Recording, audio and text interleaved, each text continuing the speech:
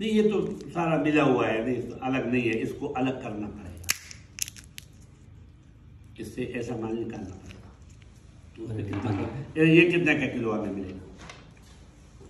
एक तो ये है ना, एक 3 दाने वाला है, 3 दाने वाला है, उसको देखेंगे।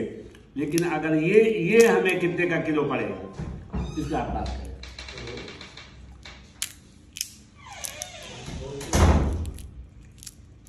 ऐसा अगर मैं कर सकूं ना तब मैं आपसे बात करता हूँ ना।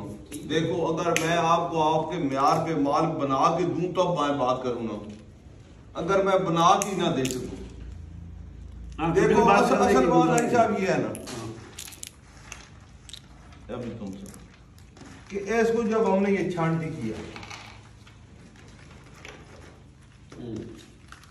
सही है, इसमें से आधा माल जो है ना वो खत्म हो गया, वो खत्म हो जाएगा। खत्म नहीं, लेकिन वो कम रेट वाला हो जाएगा, वो बहुत कम रेट वाला, क्योंकि जो माल होगा ना वो तो आपके पास चला जाएगा ना।